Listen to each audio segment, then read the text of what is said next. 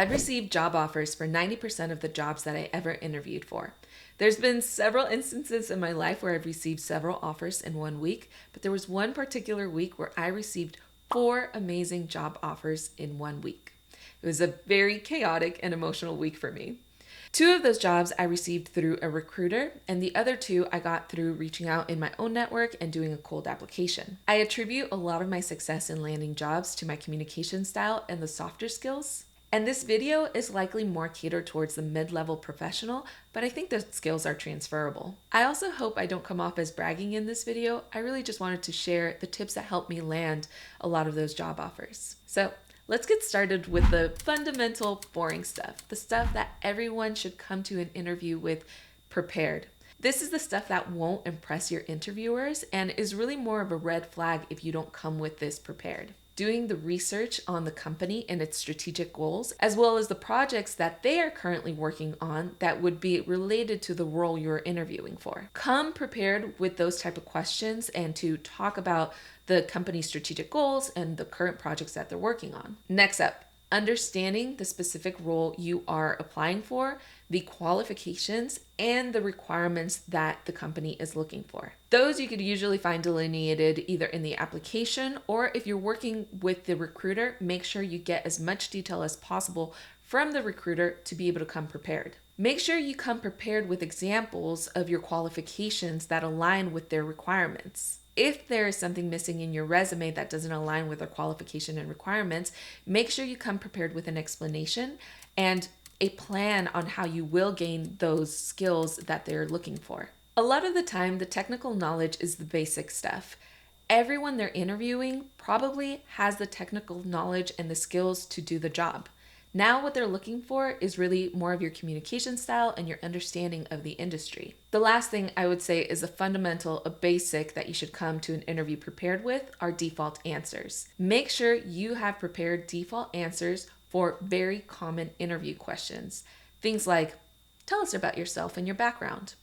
What are your weaknesses and strengths? There are also default questions for specific roles. So for example, if you're applying for a project management role, you would want to make sure you have answers for things like, tell us about your project management style, or tell us about a project that you worked on that had challenges with budgets and schedules and how you worked through that. These are default questions that you should know the answer to like the back of your hand. There are so many resources out there that you can use to find those kind of default questions for a particular role and just default questions for interviewing in general, like Google and ChatGPT. So there's really no excuse for you to not come prepared with default answers. Okay, so that's the fundamentals. That's the basics. That's the stuff that, shouldn't stomp you in an interview. Let's get into the stuff that I think really helped me land those jobs. Number 1, authenticity and vulnerability. You'll see me talk a lot about authenticity and vulnerability in my videos. That's how important I think it is. I am myself no matter what.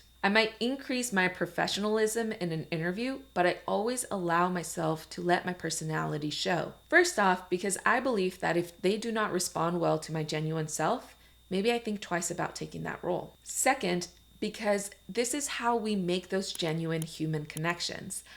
I work in a very square, sometimes called stuffy industry, but I always make sure that I don't forget our collective humanity. By making these genuine human connections, it helps us not be intimidated by the interviewer because we remember, hey, we're all just human here. This helps a lot with the flow of the conversation. It helps a lot with your anxiety and your nerves, and that helps you think clearly through your answers. Next, bring a clear and concise communication style with a little bit of curiosity. Practice how you communicate. Being able to think thoughtfully through your responses, being able to articulate them in a concise manner, and being able to do this in a way that does not obstruct the flow of the conversation is the hard part. That's the critical skill. The way you're communicating is important because this is the opportunity the interviewer has to see how you communicate and how potentially would be the way that you communicate during work. My intention through any interview is to have a conversation with the interviewers, to not allow it to become a stiff question and answer situation. This is why I really like in-person interviews. When you do it through a screen, through digital communication like Zoom or anything like that, it can quickly become a very stiff interview. A quick tip on leading an interview towards a more of a conversation style is to make sure you ask questions during the actual interview and not wait until the end to ask your questions. This is where a sense of curiosity is important. Of course, you are the focus here and the interviewers are trying to gauge your skills and you as a person, but it's important to lead with curiosity. As they ask you a question, wonder about the reason behind that question. Was there a situation that potentially happened to them that led them to asking this question? And be curious about it. Next tip, confidence.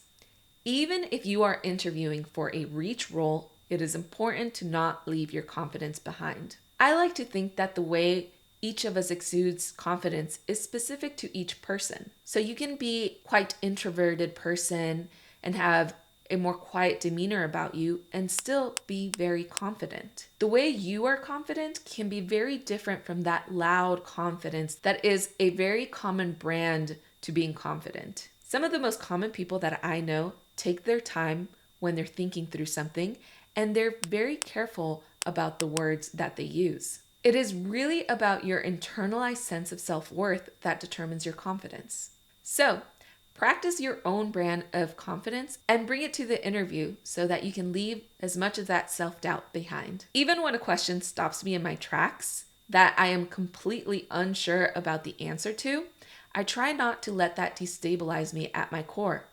And that's where I bring in a lot of that authenticity and confidence. I usually just say something to the effect of, wow, that is something I've yet to have experience in, but I'd love to gain that experience.